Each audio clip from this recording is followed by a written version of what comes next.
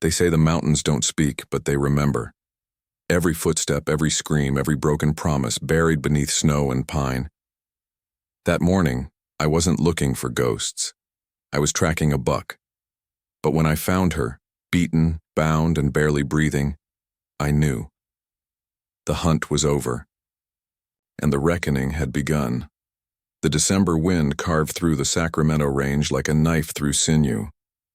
I'd been out 2 days, following a buck's trail through knee-deep drifts. My fingers were stiff around the stock of my Winchester, and the silence, that brutal white silence, screamed louder than any rifle ever could. That's when the trail changed. Not hoofprints now, blood. Bright, wet droplets blooming on the snow like red petals. Too fresh, too human. My gut clenched before my mind could catch up. I moved slow, quiet. The forest had a way of hiding things men weren't meant to find. Then I saw her. Face down in the frozen creek, wrists tied behind her back with rawhide leather that had chewed into the bone. Her black hair was caked with ice and blood.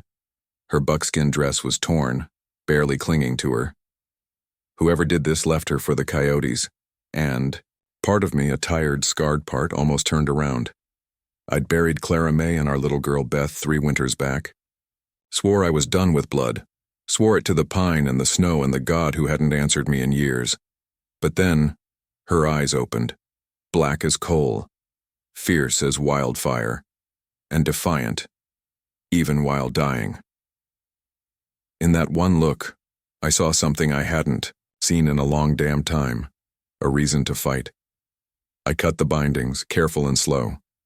She didn't flinch, just watched me like a cornered animal, her jaw locked in stubborn silence.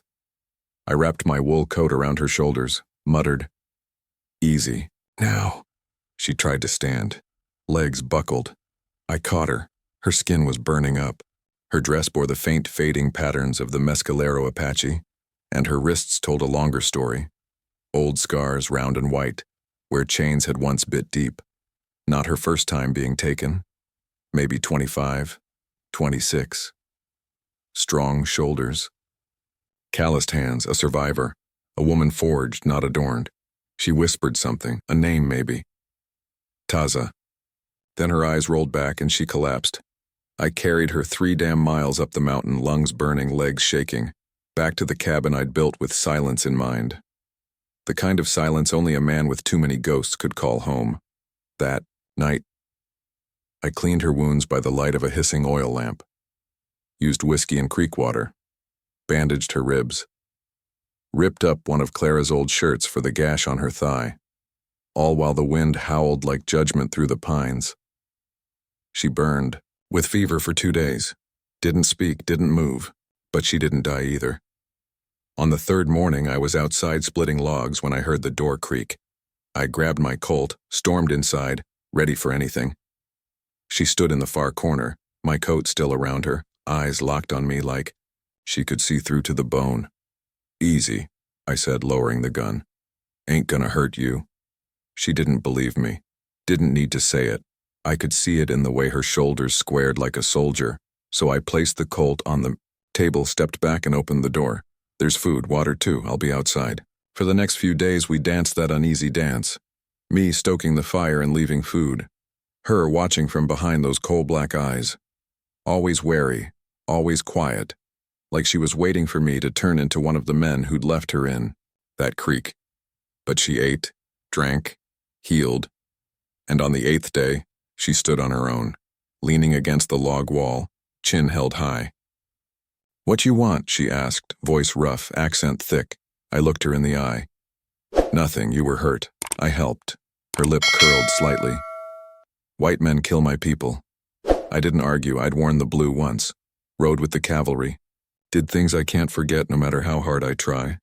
"I was a soldier," I said. "Ain't one now." "Why?" I stared at the fire. "Because I got tired of death." She didn't speak again, just looked at me for a long time.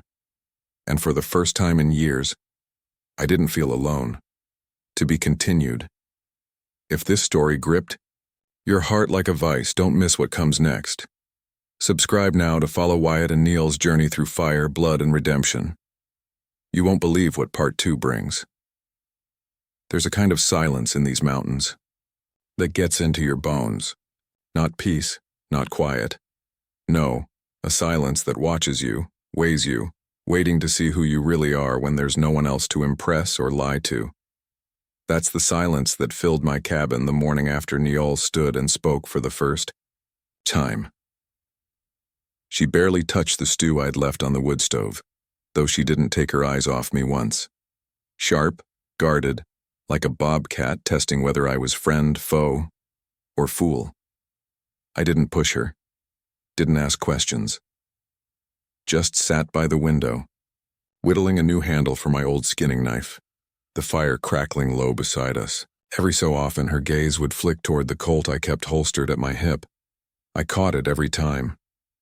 Didn't blame her. Trust don't come quick when a man's color matches the ones who whipped and burned and chained your people. She was, coiled tight, vigilant like a wild thing pulled from a trap but not yet sure if the hand that freed it means well or just wants another kind of collar. Late that afternoon, I was mending a busted boot heel when I heard her behind me. "You still soldier?" Her voice was dry as the high desert, caught me off guard. I looked over my shoulder. She stood near the door, blanket wrapped tight, face hard. "No," I said, setting down the boot. "Ain't been one in a long time." She took a step forward. Her bare feet whispered across the plank floor. "But you were." I nodded. "Fought Apaches. Rode under a man named Briggs out of Fort Bascom. Thought we were doing right. Then I came home and found my wife and daughter, both cold in their bed. Fever got 'em while I was out protecting folks. That was the day I quit being useful to anybody." She looked at me a long beat, then sat, slow, deliberate, like a queen claiming her throne, across the fire from me. We didn't speak, for a while. Just listened to the pine boughs groan in the wind outside. Finally, she spoke. "My name is Neil." I repeated it softly. "Neil." She gave the smallest nod. "Means wind." "Fitting," I said, half smiling. "You came, in like one. Cold, fierce, and unexpected." That earned the first flicker of something human in her eyes. Not quite a smile, but something close. From that day the silence changed shape, still heavy but no longer hostile. We began trading words, English and Apache. Simple things, food, fire, safe. Sometimes she'd correct my pronunciation with a slight shake of her head or a sharp tap on the table. Other times she would drift into her own tongue, a language that rolled like river stones and burned like mesquite smoke. I didn't know the words, but I understood the fifth night as I readied the fire for sleep. She sat near the hearth and began to hum. A low, trembling sound, half song, half prayer. It cut right through me. I didn't turn, just listened. When she stopped, she said, "That was for Taza, your son," I said. She nodded. "4 winters. He waits." That's when I understood. This wasn't just a woman I'd pulled from the creek. This was a mother clawing her way back to what mattered. Everything she'd endured, the beatings, the blood, the ice, it was for him. And in her voice, in that song, I heard the same ache that had been sitting in my chest since the day I buried my own. "I'll help you," I said. "Get back to him." She looked at me like I'd just offered her the moon. "You would die for me?" she asked. "No," I said, "but I'd sure as hell kill for you." Her head dropped. I heard her exhale slow, like some weight had eased off her ribs. That night she didn't lock the door to the back room where she slept. Didn't mean she trusted me, but it meant she was starting to believe, and that was enough. There's a certain kind of quiet that only comes after 2 people stop pretending they're strangers. It don't happen all at once. Not with folks like us, bruised by loss, bone-weary from the long haul of survival. But little by little, something started to shift in the air between us. Not trust exactly, not yet, but understanding. like two wolves caught in the same trap, learning to chew through it together. It was snowing again, lazy flakes drifting down like ash from a dying fire. Neil was seated near the stove, patching a tear in her old buckskin dress with sinew thread and a needle I'd fetched from the saddlebag. Her fingers moved with the kind of precision that comes from years of doing without. She didn't look up when she spoke. "Why did you help me?" That was the first real question she'd asked since telling me her name. I didn't answer right away, just leaned back in the chair, boots resting near the coals, chewing on the end of a matchstick. "Because I know what it's like to lose everything," I finally said. "And I'm tired of being the kind of man who walks past suffering like, it ain't his business." She tied off the thread, then looked at me. Those eyes, dark as a storm-split sky, didn't blink. "I was running to something," she said. "Not from it." I raised an eyebrow. "Your son?" "Taza," she nodded. 4 winters old. Last I saw him, he was curled against my sister's chest, holding his little drum. "He don't know I'm alive. You're gonna see him again," I said. A long silence hung between us, then she pointed to the scar on my jaw. "Apache?" she asked. I nodded. "Mescalero Lance, 1873. I lived. He didn't." Neil stood slowly and stepped closer. "Not all my people are innocent, but that does not make your pain less real." She reached out, her fingers brushing the edge of the scar, gentle, like she was touching a page in a story she didn't yet understand. "You carry that wound on the outside," she murmured, "but you got others deeper." "Same goes for you," I said. She stepped back, turned her left wrist palm up. A ring of old scar tissue stared back at me. Round, raised, ugly. "Chains," she said, like it was just another fact. My stomach turned. I'd seen cuffs like that. Hell, I'd delivered prisoners once wearing those same marks. Didn't seem like justice back then. Sure as hell didn't now. "I ain't proud of what I was," I said. "But I'd be damned if I don't try to. Be better now." She folded her arms, the fire casting her in copper and shadow. Words are wind. So are promises. Until they're kept. That stopped her cold. "Then let me make one," I said, rising slow, crossing the room so there wasn't a fire or rifle between us anymore. "You want to get to your boy? I'll get you there." Her brow furrowed.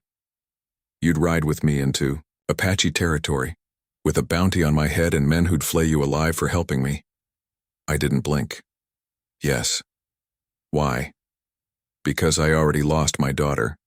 I ain't gonna stand by and watch another child grow up without his mother." She studied me hard. Then for the first time she smiled. Small, wounded, real. "You're a strange man, Wyatt Cole. Strange is the only thing keeping me alive these days." She nodded once. "Then we ride. When the storm breaks." It was decided, just like that. Not with fanfare, not with long speeches. Just 2 people battered by the world deciding they wouldn't let it win this time. Later that night, I heard her humming again. A lullaby, softer than before. And for the first time, I didn't feel like a man hiding in the mountains. I felt like I had somewhere to go. The wind howled through, the pines like something wounded.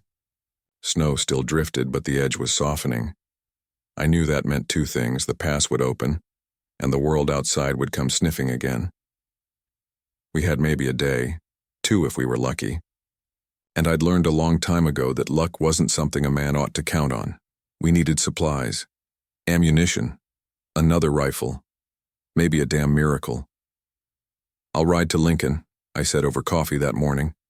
Neil looked up from the fire, steam curling from the tin cup in her hands.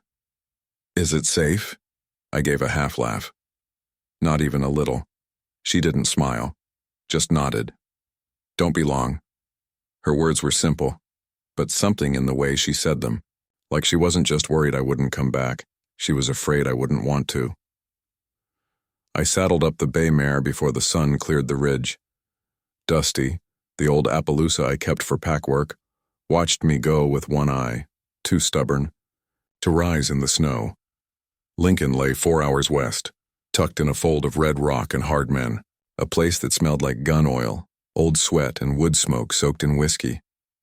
When I pushed through the batwing doors of the Lucky Chance Saloon, the stench of rot gut and lies hit me square. I'd been here before, years back. Not much had changed. Same crooked piano, same girls upstairs, same kind of men nursing regrets in dark corners. I ordered a whiskey I didn't want and leaned against the rail, listening. That's when I heard it.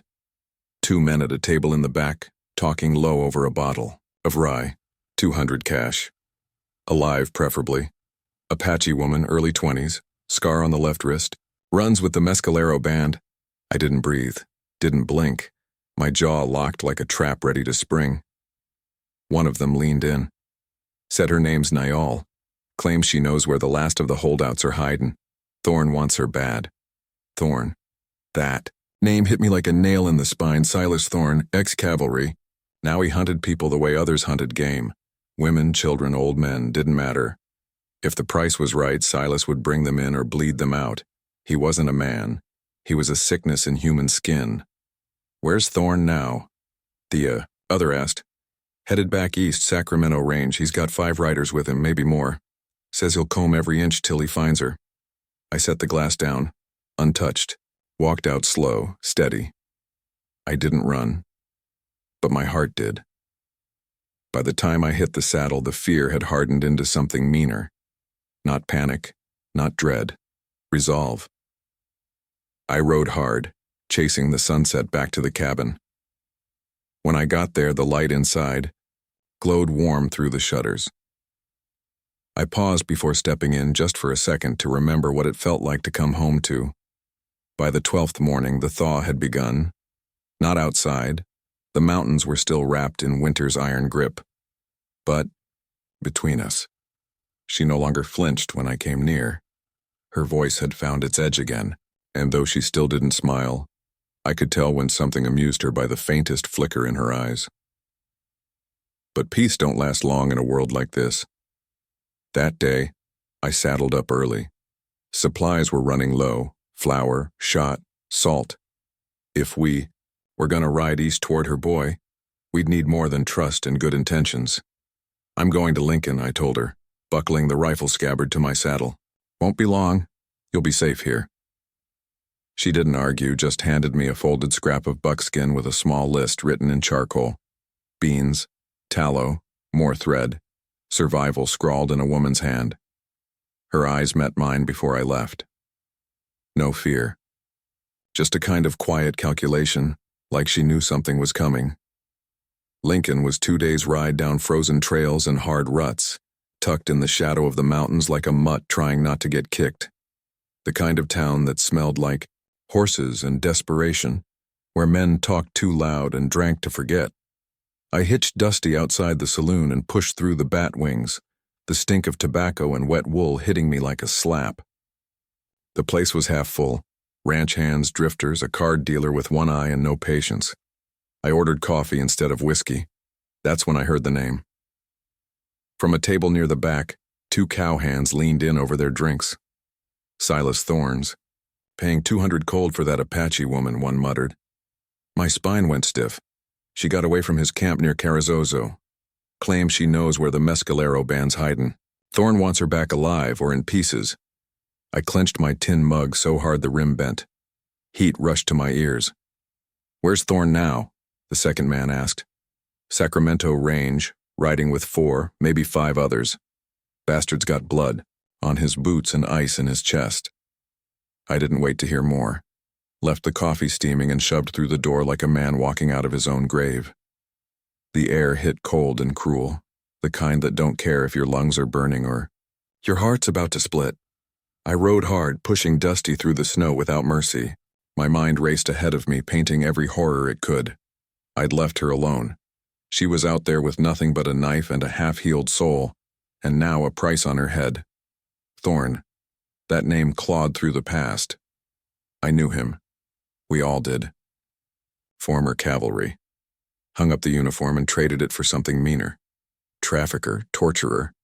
No man hunted women unless he thought they belonged to him, and Niall had escaped him. I reached the cabin well after dark. The light was still burning. Inside, smoke curled from the chimney like a prayer. I stepped through the door slow, breath tight. She was there, kneeling near the hearth, skin dappled in firelight, a rabbit roasting on the spit. She didn't look up right away. I watched her a moment, the way her hands moved, the way her shoulders held themselves now, not like prey, but like someone who remembered what it was to fight. When she finally turned, her eyes met mine and held. "He's coming," I said. She nodded once. "I know. You..." "No, Silas Thorne," her jaw set. "He's the man who chained me, who beat my sister. He don't forget what he thinks he owns." I stepped closer. The heat from the fire couldn't touch the cold in my chest. "He's got 5 men riding with him. One of 'em might be Reno, used to ride with me back in '74. But he's gone, rotten now. Men like Thorne turn loyalty into poison." She stared into the flames. "What are you gonna do?" she asked. I drew my knife, set it on the table beside the rifle. "What I swore I'd do," I said. "If he comes for you, he dies." She didn't flinch, just reached for her own blade, tested the edge with a thumb. "Then we prepare." We ate in silence, the rabbit crisped and smoky. She had seasoned it with wild thyme and desert sage. Survival tasted like fire and earth. After I moved through the cabin, loading bullets, checking saddles, sharpening steel. She watched. "I won't." "Run," she said. "Not again. I wouldn't ask you to." That night I lay awake with my rifle beside me, the sound of the wind groaning through the pines. I knew they'd come, maybe tomorrow, maybe 2 days. But they'd come, and when they did, they'd find more than a bounty. They'd find 2 people with nothing left to lose. The fire burned low, throwing long shadows on the log walls, but neither of us moved to add more wood. Outside, the wind keened through the pines, like a coyote crying to something it couldn't catch. Inside, the air was heavy with what hadn't been said yet, with what was coming. I could feel it in my bones, the way the sky tightens before lightning splits it. Neil sat by the flames, legs tucked beneath her, knife in hand, sharpening the edge with the rhythm of a woman who didn't fear the blade. Only, what might come after? "You still sure about this?" I asked, my voice low, dry. She didn't look up. "You already asked. I'll keep asking till I believe you mean it." She paused, looked at me across the fire. Her voice didn't waver. "I meant it the first time." That shut me up. We were both wired tight, coiled like rawhide stretched to breaking.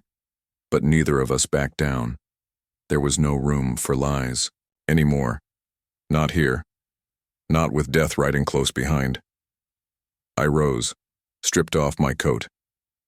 Beneath it, the scar from that old Apache lance glinted in the firelight. Jagged, white, mean. She stared, then stood. Her fingers reached out, slow, like touching something sacred. They traced the line across my jaw, down my throat. Her hand lingered over my chest. "You carry war like it never ended," she said. "Feels that way most days." She turned her back and loosened the tie of her deerskin dress, let it fall to her hips. There were more scars, thin, roped, puckered, some old, some newer than I could stomach. Her skin was a map of survival, a testament to what no one had managed to break. She faced me again, eyes steady. "My husband died 2 winters ago. Fort Stanton. Bullet. No warning. No reason." She stepped closer. "I was taken after. I killed the first man who tried to touch me. The second nearly killed me. Thorne was the third." My breath caught. She wasn't crying, not begging. She was remembering, like a warrior cataloging the dead. Her voice was flat, but her eyes burned. "You're not him," she said. I swallowed hard. "I'm not." Her hands were on my shoulders now, rough palms meeting calloused skin. Her touch wasn't soft. It wasn't tender. It was something deeper, a claiming. Not possession, not desperation, but need. A raw human need to be seen, to be touched without fear. "You don't have to." "I want to," she said, cutting me off. There was no more talk after that. We didn't make love like the poets write about. We collided like two storms meeting over dry earth, feral, breathless, burning. Her mouth found mine, and I felt her tremble. Not from fear, but from the weight of choosing this moment, this man, this night. We moved together like fighters, scars, pressed to scars, pain meeting pain, trying to carve out something that looked like life before the darkness swallowed us. When it was done, we lay tangled in blankets, breath mingling in the cold air, her head on my chest, my arm around her waist. The silence wasn't empty now. It was full, heavy with meaning. She whispered something in Apache I didn't understand. "What's that? Mean?" I asked. "I remember your soul." She looked up at me. "Not your face, not your voice, your soul. That's what survives." I kissed her forehead, pulled her close. Neither of us slept much that night. The kind of peace we found was the kind you don't dare close your eyes on, for fear it might vanish when morning comes. At first light, I was already packing. 2 horses, 5 days of food, shot and powder, extra blankets, rope, always rope. She moved beside me like she'd always belonged there, quiet, focused, resolute. No more flinching, no more shadows in her eyes, just fire. "I know a path east," she said, cinching her saddle tight. "Old trading trail, hard to follow. Thorn won't know it." "Good," I said. "He won't need to know it. He won't catch us, and if he does," I met her gaze, "then he dies." She didn't smile, didn't nod, just mounted her horse like a warrior going home. As we rode out, the cabin faded behind us, just a dot in the pines, another ghost in the snow. We didn't speak much. We didn't need to, but I felt it, every step Dusty took beneath me. Something new had been forged between us, not love, not yet, but something stronger. 2 broken souls, tempered by loss, sharpened by trust. And somewhere out there a boy was waiting, and I'd ride through hell before I let her reach him alone. The snow fell light that morning, soft as dust, but the air carried weight. We broke camp before first light, the world still wrapped in darkness and frost. Neil rode ahead, her silhouette quiet and upright in the saddle. Dusty followed behind, his breath puffing in clouds, hooves crunching the hard-packed snow. We didn't talk much. Some words don't need repeating once they've been carved in fire and flesh. But I watched her as we rode, the way she scanned the horizon, the way her shoulders moved with the rhythm of the trail, steady and sure. She wasn't the same woman I'd pulled from the creek weeks ago. That woman had been hunted, broken, half dead. This one was carved from iron and loss, and she had purpose now. We were a day's ride from the Rio Hondo, headed east toward the Mescalero lands. Niall believed her son was still there, with kin if they hadn't been scattered or worse, and I'd made a vow to see her through, even if it killed me. Around noon I spotted the tracks. 5 sets of shod horses moving hard, cutting across the ridge like a blade. I dismounted, knelt in the snow, ran my fingers through the impressions. Deep, fresh, riding fast. "They're flanking us," I said. Niall crouched beside me, her face unreadable. "Thorn," she muttered. "They'll try to trap us in the ravine ahead." I nodded. The path we were following narrowed just past Devil's Elbow, a craggy outcrop that funneled riders into a choke point. "They're smart," I said, "but not smarter than 2 people with nothing left to lose." She gave a faint smile. Not soft, resigned. We mounted and turned east, veering off the main trail into the trees. Niall knew a side route, rough and winding, but it'd give us high ground if they came close. That evening we camped beneath a rock shelf near Eagle Pass. I'd never liked that stretch. Too many shadows, too much wind. The kind of place where bullets whispered before they screamed. We shared jerky and beans by a low fire, keeping it small to stay hidden. Niall sat sharpening her knife again, like she was preparing for something she knew was coming. I cleaned the Spencer rifle with trembling fingers. Nerves, yes, but something more.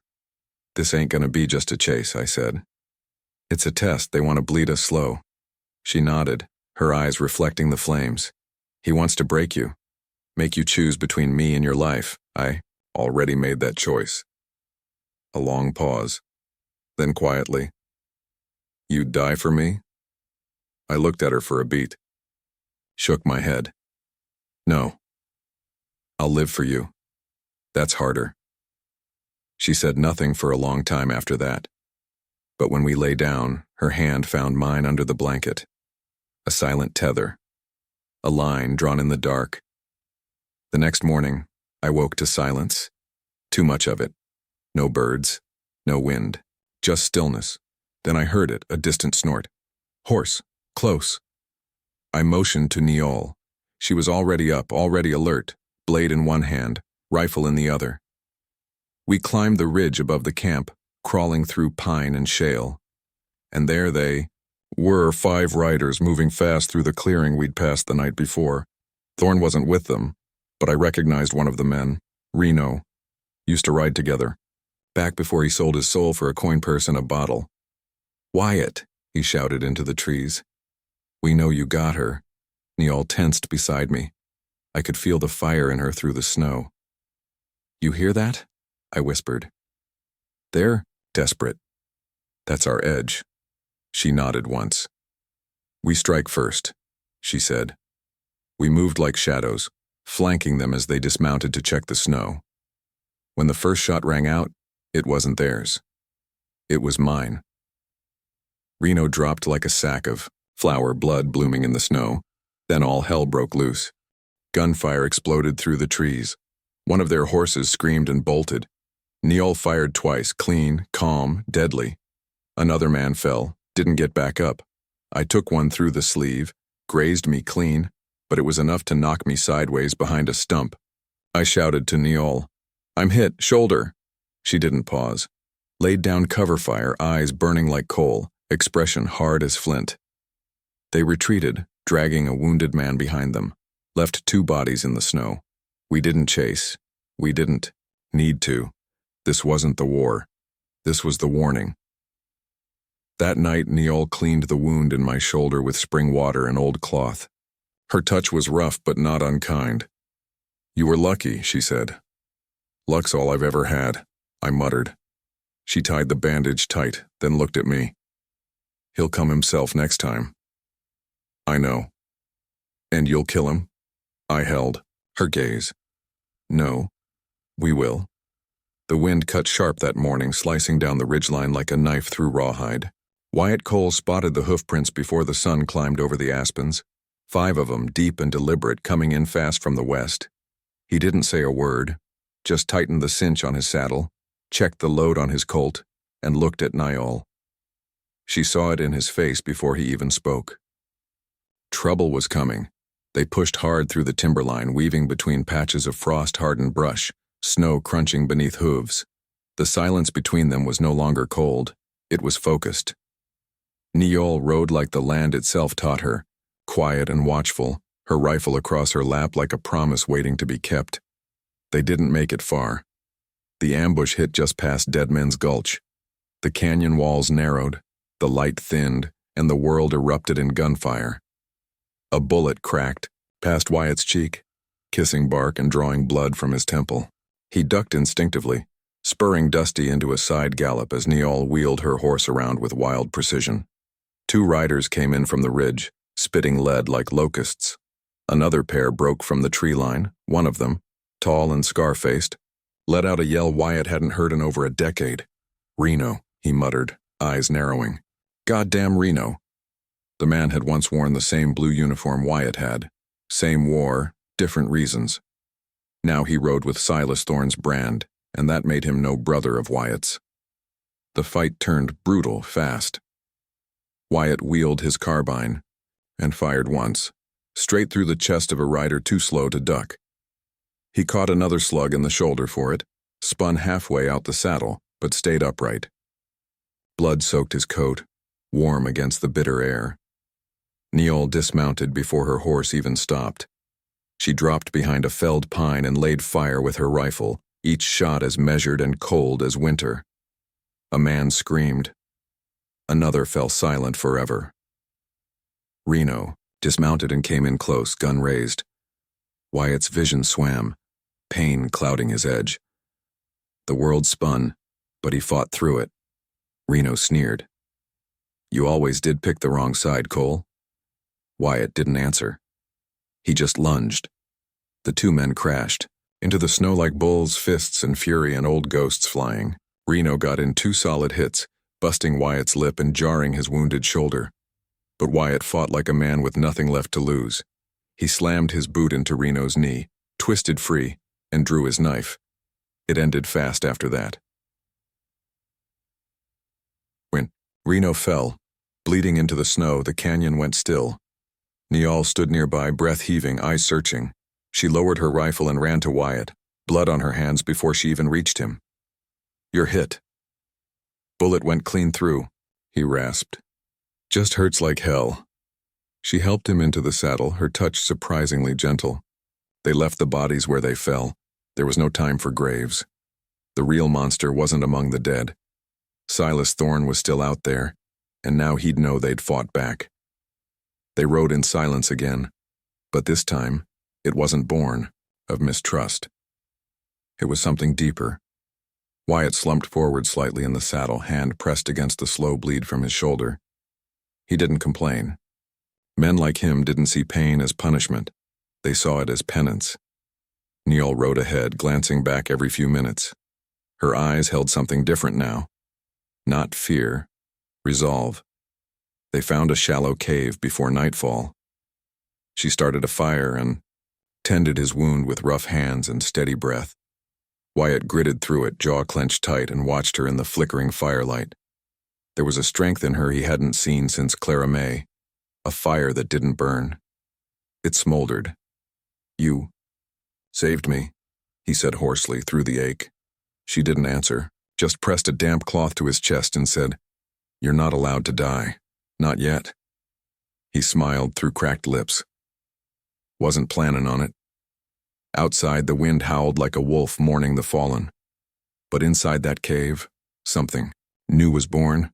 Blood had been spilled, lines had been crossed, and there was no turning back.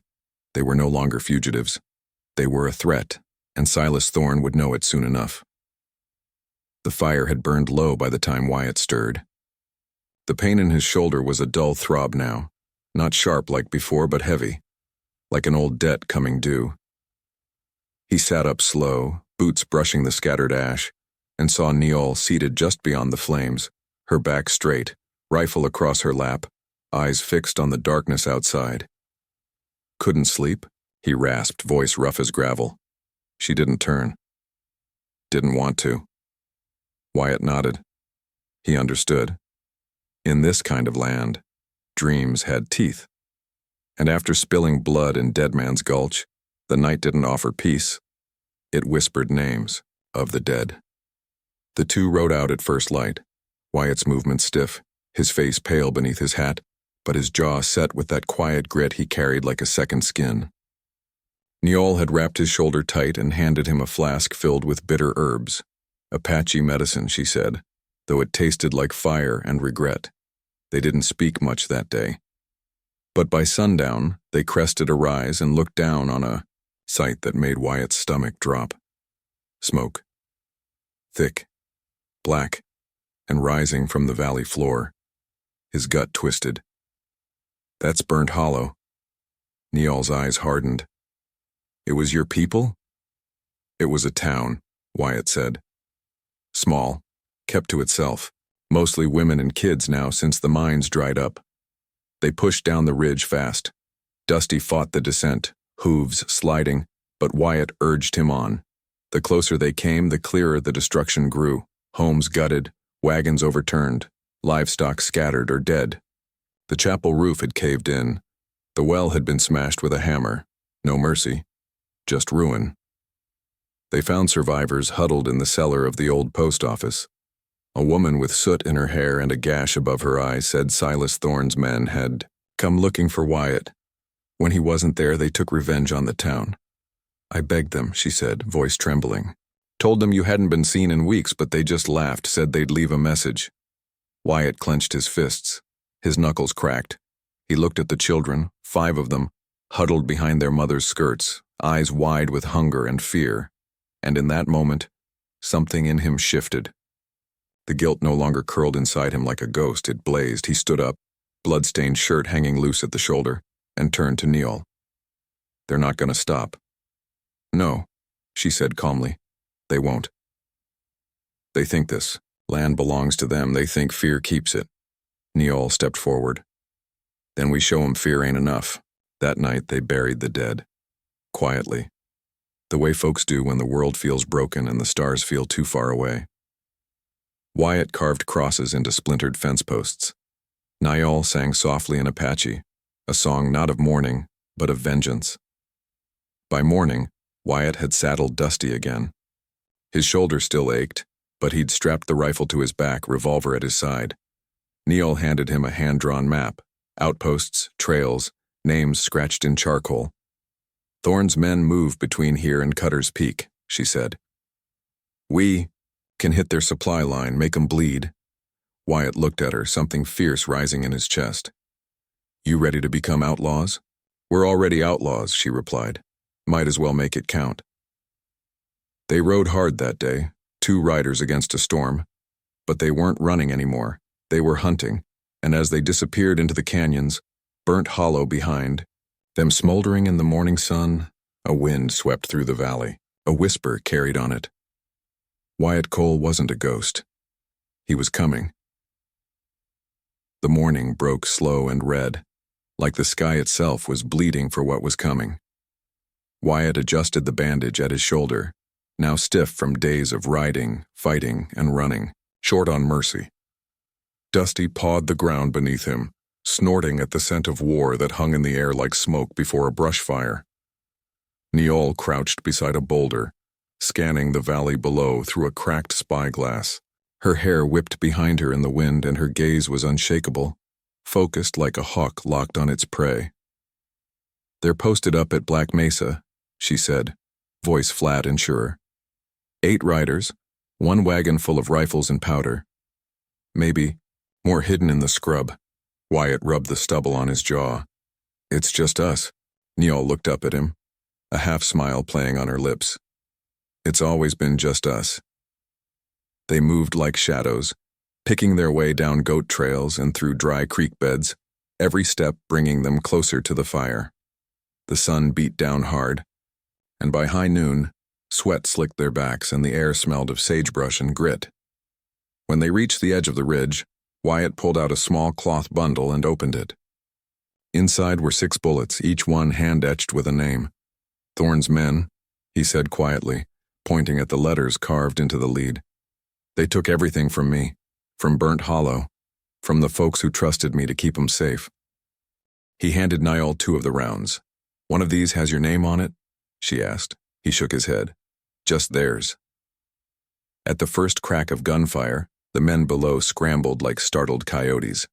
Wyatt's shot dropped the lookout clean from his perch. Then came the thunder of hooves, the scream of terrified mules, the angry shout of outlaws trying to find cover where there was none. Neol moved like smoke, graceful, silent, deadly. Her arrows found their mark before the second gun could even bark. She fought not for bloodlust but for balance, justice, the Apache way. Wyatt, though, he fought with fury. With the bone-deep ache of a man who'd lost too much and was done losing. By the time the dust settled, 5 of Thorne's men lay sprawled in the dirt. The rest had fled, cowards to the end. 1 wagon burned slow behind them, the fire licking. At the crates of stolen ammunition, Wyatt limped toward the bodies, kneeling beside one. A young man no older than 20, eyes still open, hand outstretched like he was reaching for home. He didn't even know why he was here, Wyatt muttered. Niall stood over him. "Thorne doesn't recruit men, he poisons them." Wyatt rose to his feet, his jaw clenched so tight it popped.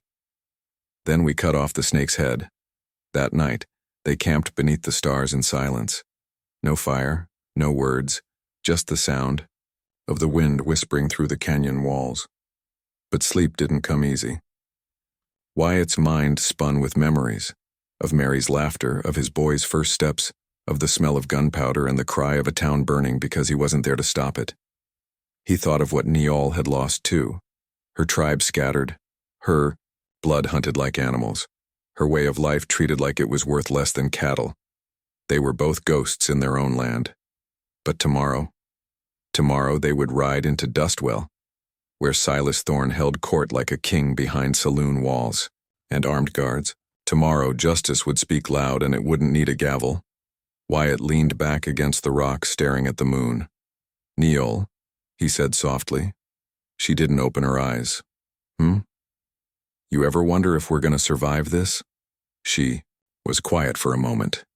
Then she said, "I don't wonder. I know we won't survive if we don't finish it." Wyatt smiled faintly. There it was, that fire, that unyielding fire that burned brighter than any flame. He looked down at the last bullet in his palm, etched into it, Thorne. Dustwell never felt more still than the moment Wyatt Tanner rode back in. The town was quiet, like it had drawn in one long breath and forgotten how to let it out. Storefronts shuttered, church bell frozen in silence. Folks peered from behind curtains, knowing a storm had come home wearing spurs and a stare that could cut glass. Beside him rode Niall, her expression carved from stone. She carried no fear in her eyes, just purpose, just memory. They dismounted near the saloon where the law used to mean something and now just meant Thorne's ledger got paid on time. Wyatt stepped through the batwing doors like a man walking into his own grave. Inside, the air was stale with whiskey and gun oil. Silas Thorne stood behind the bar like a king holding court, flanked by hired guns with twitchy hands and hollow eyes. "Well, I'll be damned," Thorne drawled, that smug grin splitting his bearded face. "Look what the wind coughed up." Wyatt didn't answer. He just walked, slow, controlled, the kind of calm that made even devils flinch. "I ain't here to talk," Wyatt finally said. "I'm here to end what should have ended a long time." "Go," Thorne laughed. "You think you're some hero now? After abandoning your post? After letting Burnt Hollow burn while you played rancher?" Wyatt's voice dropped. "You set that fire. You spilled blood on sacred Apache land. You bought this town with bullets and lies." Silas reached under the bar. Wyatt already had his Colt half raised. One shot cracked loud and final. A bottle shattered behind the bar. A warning. The room exploded. Gunfire screamed. Wood splintered. Men died quick and ugly. Niall moved like the wind, her blade dancing through the chaos. Wyatt kept his back to hers. Every bullet a promise paid in full. The smoke swirled like ghosts circling the living. When the last echo faded, only Thorne remained, bleeding, crawling, begging. Wyatt stood over him, gun still warm. "You remember Mary's eyes, Silas?" he said low. "You looked her in the face before you lit that match." Thorne spat blood. "This land was never yours." Wyatt pulled the trigger, not for revenge, for justice, for Mary, for the son he buried with his own calloused hands. He holstered the Colt and turned to Niall. "It's done." But she shook her head. "No. Now it begins." Later that evening, townsfolk trickled from their hiding places. Families embraced. A little girl offered Wyatt a crust of bread with shaking hands. He knelt and took it gently, as if it were gold. Niall stood on the church steps and spoke in both Apache and English. She spoke of peace, of reckoning, of rebuilding what had been lost. And for the first time in a long while, the people listened. Wyatt didn't stay. He rode out before dawn, a lone figure against the amber light. Some say he headed north. Others swear he returned to Burnt Hollow to plant a new tree where his son had been buried. But most folks agree on one thing. The man who walked into Dustwell that day wasn't just a lawman or a rancher or a ghost from the past. He was hope, wearing boots covered in blood and dust. What would you have done in Wyatt's place? Would you have pulled the trigger or walked away? If this story moved you, don't ride off just yet. Subscribe now for more Western tales of grit, redemption, and the kind of courage we don't see enough of anymore. Let the fire keep burning, partner. The frontier ain't done with us yet.